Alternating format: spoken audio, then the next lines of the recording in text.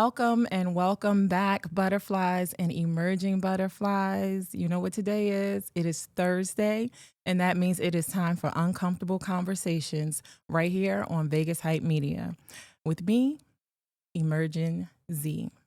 So, first of all, let me just apologize for last week's skip, um, but we're going to get into it now, right? So, I would like to thank Mr. Brandon for his participation in last week. He was an awesome guest. I think we had some really amazing conversation, touched on some things that I don't even think he was prepared for, and not even me, but I think it went really well.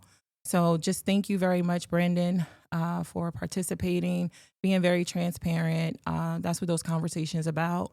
It's really just being vulnerable and opening up and allowing yourself to not feel shame or defeat, because I think that's something that we need to be more of in a society, very non-judgmental and be able to share from a place that allows you to be vulnerable. And he did just that. So thank you for participating in that aspect, Brendan. I also want to thank all of my new subscribers. There has been quite a few of you. A lot of you engaged, tremendously on that particular episode. So thank you so much. I want to highlight the feedback from Miss Jan Perry. Yeah, that's the name on there. Jan Perry. She's a subscriber. And she made a very valid point when she brought up the fact that we operate in our society in a place of shame and fear. And that's what keeps us from having these uncomfortable conversations. But once we take the time to be vulnerable and have these conversations, we get to learn a lot about ourselves as well as the people that's around us. And we start to realize that we're not the only ones that potentially are going through these circumstances or have been through them. And we get to learn and grow from them. So thank you for highlighting that, Jan. I appreciate that. And then on the other side, I have another person that left a comment, Dave. David, my apologies, David. He highlighted the fact that he felt like it was cap. Some of the comments that Mr. Brandon made in reference to the age of his previous wife. I cannot confirm or deny. I don't know. But to each his own. We want to believe that he gave us the truth and she was of legal age. So that's all I have to say about that. So in continuance of this month, I told you we would be talking about love, relationship, and the dysfunction of them, right? So what relationship is more important than the relationship that we have with ourselves?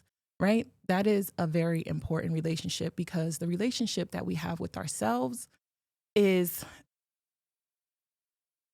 what is going to dictate or how it's going to dictate the relationships that we have with other people, right? If we're grumpy and mean and we don't love on ourselves, it's going to be really hard for us to love on other people or for them to love us in return. So self-love is extremely important.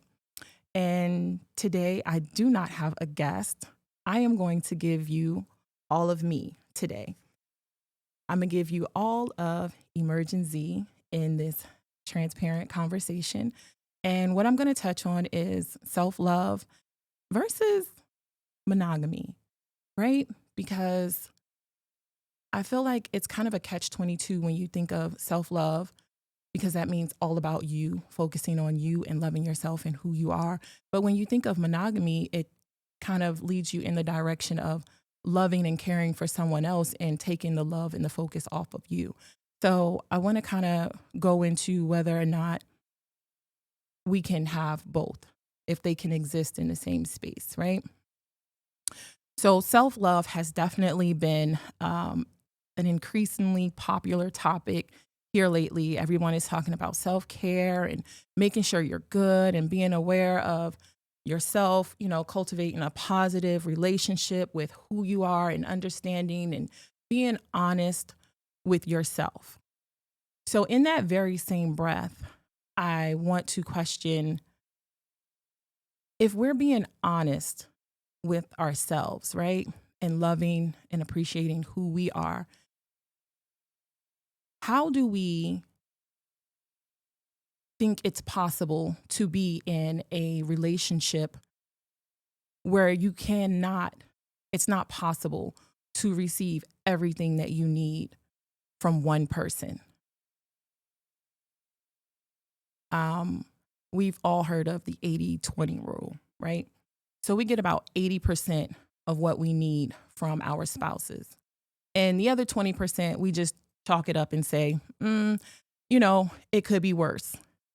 But what if we could have that extra 20 and the 80, right? And that means that we can't be monogamous, right? Because we would obviously have to get that other 20% from someone else. But it's my understanding that that totally supports self-love, because that's you taking care of the needs that you have and not neglecting yourself and being honest and true to who you are as a person. I think those things are important.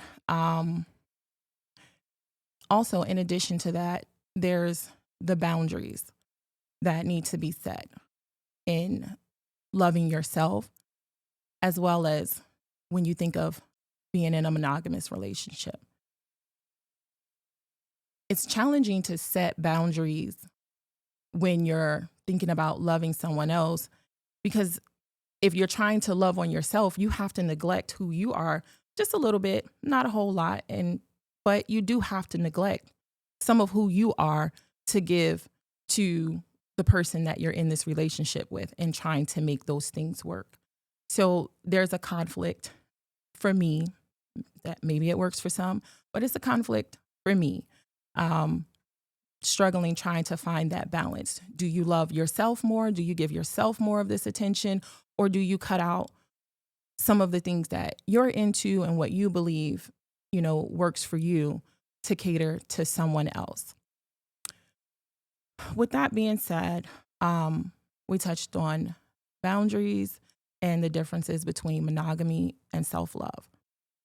So I have some questions that I'm just going to, ask myself and kind of answer. And I would love if you guys would totally give me your feedback, chime in the comment section below. Let me know what you think, give your opinions, how you feel about it. I really want to know. So this question is one that, really gets my gears going. So if self-love is so important, can it truly coexist in a monogamous relationship where the focus is on a partner? Kind of what I just said in the intro of this, right? For me, I have been in monogamous relationships, right? And I'm currently in a self-love relationship with myself. And I have to say that I enjoy being in love with myself right now. Not that I wouldn't want to love somebody else or I don't want anybody to love me, but I enjoy being able to give me all of me the way I want it and not have to question or second guess if, am I doing this right? Or is this person going to be okay with what I'm doing? Or, thinking about those things, just always being able to think about and put myself first. So while monogamy may work for some people, it's not something that I'm interested in at this point in my life because I've previously been in monogamous relationships. I really feel like relationships should operate in a place where you can get whatever it is that you need from the people that you need it from, right?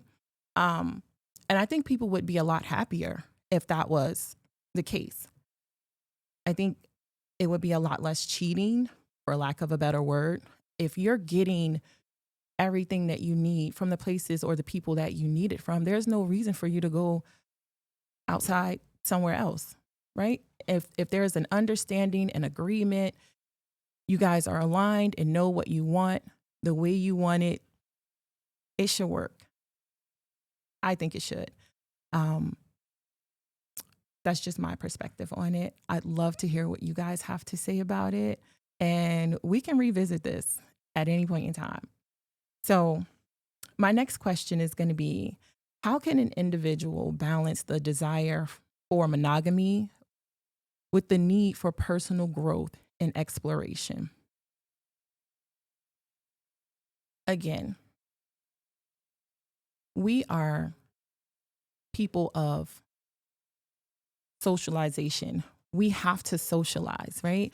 That's what we're designed to do, connect. And this is how we grow and how we learn, because we come in contact with other people and we take little bits and pieces from each experience and the things that we do in life.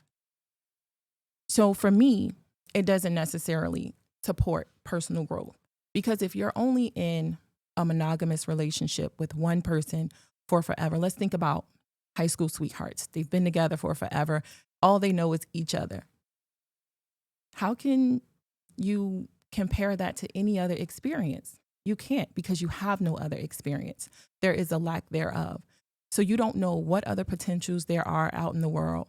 There's so much opportunity, so many learning opportunities, things that you will have missed because you've been locked in with this one person.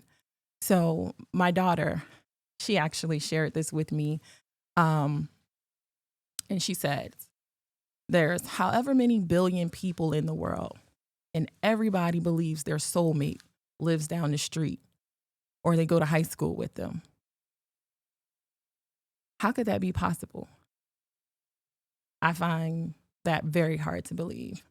And as a person that married two people from high school, we'll talk about that another day, but married two people from her high school, I know for sure, for me at least, my soulmate was not in high school and he did not live down the street from me. So, I mean, to each his own. Like I said, I'd love to hear what you guys have to say about that, what your feedback is. If you are in a monogamous relationship or in a relationship of self-love, I definitely want to hear your thoughts. Um, I'm sorry, I'm going to drink some water because my mouth is like stuck.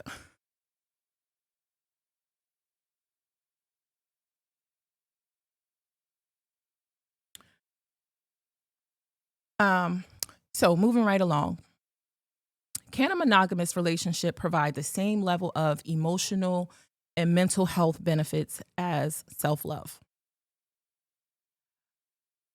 Um, I'm going to say no. Again, this is me speaking from a perspective of both. The mental health space that I'm in currently is certainly, for me, a lot more healthier. I'm way more cognizant and aware of myself, in the sense that I felt like when I was in a relationship, and that's not to say that the relationship was a horrible relationship, but I found myself focusing more on the other person and not taking quite as much time as I needed for me and exploring the things that I wanted and where I wanted to go, because it was more of a, oh, well, let's see what they want to do. Well, this isn't working for them. It became a power struggle, and I lost in that power struggle. So when it comes to mental health, for me, I'm going to say no, because I always found myself fighting with myself to have my voice, to be exactly who I am and what I am, and celebrate myself in that space. I didn't have that opportunity to do that. And that's not to say, again, no one took that from me. That was definitely a personal choice that I made. And I think that it's a choice that all of us make when we decide to be in a relationship where we're thinking about someone else and catering to, not necessarily catering to, let me change that. When we're feeling like we're loving someone else and we want to be in their space. So I don't think it's a good emotional or mental health benefit when you're in a monogamous relationship. However, all of the focus is on you when you are in a self-love relationship. How can someone know whether they are prioritizing themselves or using an excuse to avoid commitment in a monogamous relationship? It's a great question in the sense that I guess you really just have to know yourself. And I think when you take the time to love on yourself and allow yourself to explore and venture into different areas, you get to see and know what it is that you like. And if you're really afraid of commitment or not. But I think you don't know that until you explore who you are as a person. I totally disagree with people being in locked in relationships starting at a really young age, because I think you don't even really know who you are to even know and understand exactly what it is that you want. So that I feel like it's a very challenging thing to do.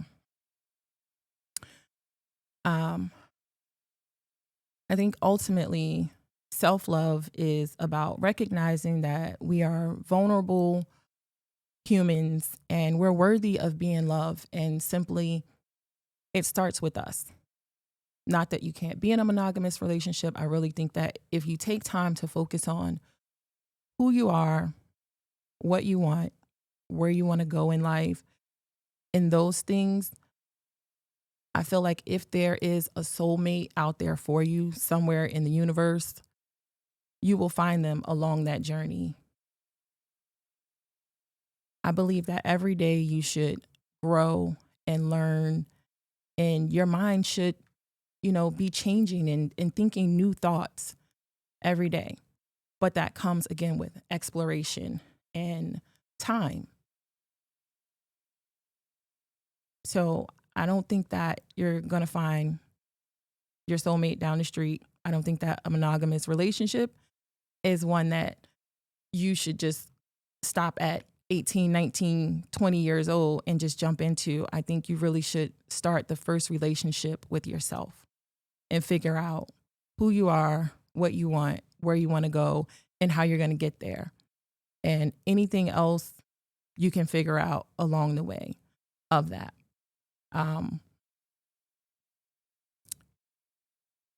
In closing, I would like to say the decision between self-love and monogamy is definitely a personal one, just like I made my personal choice, but that is indicative of where I'm at currently in life. That's not to say that I may not, or I may end up in a monogamous relationship somewhere down the line. Currently, I'm taking time to love myself. Again, like I said, it depends on the individual and your unique needs and desires and values. Self-love and monogamy are both very valid and potentially fulfilling options for different people in different spaces in their lives, different situations. Self-love involves prioritizing one's own well-being, happiness, and self-worth, while monogamy involves committing to a long-term, a long-term romantic relationship with one person, right? So some individuals may prioritize self-love because they feel the need to focus on themselves before committing to a relationship, while others may feel like they don't need to do that. So that's my conclusion for self-love and being in a relationship with yourself. So I hope you enjoyed this episode. I look forward to seeing you next Thursday, same time. We will be live. I will have Miss Debbie Stone, who is a author and life coach. Life coach. She will be on with us. So I will see you guys then. Thank you so much for tuning in to Uncomfortable Conversations on Vegas Hype Media. I'll see you next Thursday.